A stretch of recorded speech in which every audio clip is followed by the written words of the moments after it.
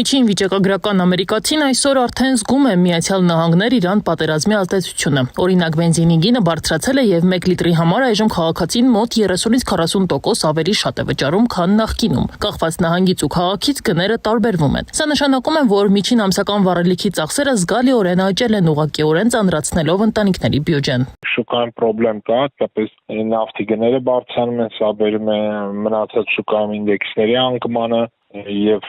Թրամփի այսօրվա հայտարարությունը, որ իրանք սկսել են բանակցություններ Իրանի հետ եւ մի քանի օրով է կանգնեցրել են հարվածներ Իրանի էներգետիկ համակարգին,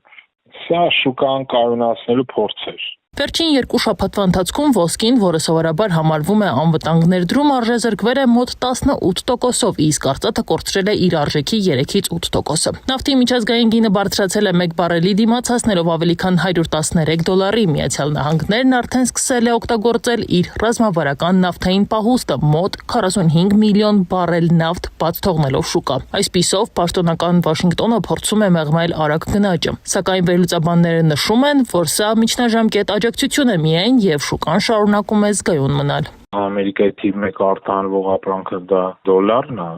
իսկ նավթային ապրանքն է, որը գնվում եւ վաճառվում է միայն դոլարով, իսկ նավթի գնի տատանում, հատկապես նրա բարձրացումը բերում է նաեւ ոչ միայն նավթի պահանջարկի աճի, եթե դոլարը պահանջարկը աճում է, դա մյուս կողմից դա նաեւ բերում է Միացյալ Նահանգների շուկայում եւ բոլոր մնացած շուկաներում բենզինի գների թանկացմանը, ինչը արդեն որոշակի քաղաքական ազդեցություն ունի։ Քաղաքական լարվածությունը միայն խորանում է։ Միացյալ Նահանգների նախագահը հայտարարում է, որ Վաշինգտոնն ու Թեհրանը արդեն բանակցություններ են վարում, սակայն Իրանի արտաքին գործերի նախարարությունը հերքում է այս տեղեկությունը, ընդգծելով, որ ոչ մի բանակցություն իրականում չի ընթանում։ Պաշտոնական Թեհրանը ավելացնում է, որ նման հայտարարություններն ուղղված են էներգակիրների գները նվազեցնելու եւ իր ռազմական ծրագրերն իրականացնելու համար ժամանակ շահելու նպատակին։ Հավանականությունը մեծ է, որ իսկապես գործ ունենք մեծ բլեֆի հետ, ընդ որում չեմ բացառում, որ իրականում կան կոնտակտներ, իրականում կա որոշակի խոսակցություն Միացյալ Նահանգների եւ Իրանի միջև միջնորդավորված, հիմա խոսվում է Պակիստանի միջնորդության մասին,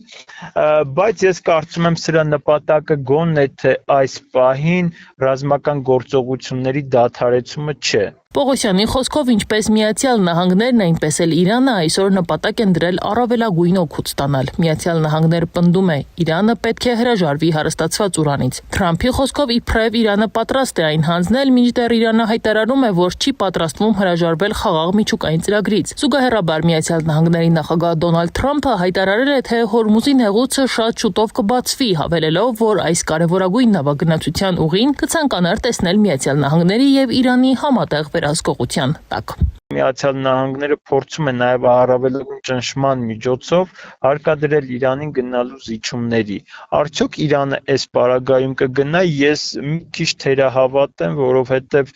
Իրանում հիմա հատկապես բավական այսպես բարդ իրավիճակ է եւ թե Միացյալ Նահանգները եւ թե Իսրայելը Իրանին կանգնեցրել են գոյաբանական խնդրի առաջ։ Այդուամենայնիվ, ըստ վերլուծաբանների, առևտրականները հասկանում են, որ հակամարտությունը ձգձգվում է եւ դա Միացյալ Նահանգներում կհանգեցնի ավելի խոր գնաճի, ինչն էլ կստիպի դաշնային պահուստային համակարգին պահպանել իր հիմնական տոկոսադրույքը ներկայիս մակարդակում։ Իսկ խոշոր քաղաքական հաշվարկով Իրանը պատրաստ չէ հրաժարվել խաղաղ միջուկային ծրագրից եւ պահանջում է փոխհատուցում հարձակվող կողմերից, ինչպես նաեւ երաշխիք ապագայում չհարձակման համար։ Մյուս կողմից Միացյալ Նահանգները ձգտում է Իրանը վերադարձնել նախահեղափոխական 1979 թվականից առաջվա կարգավիճակին, որպես տարածաշրջանի մերձամերիկյան դաշնակից։ Սա նրանց գլոբալ ազդեցության եւ գերիշխանության համար կարևոր պայմաններից մեկն է։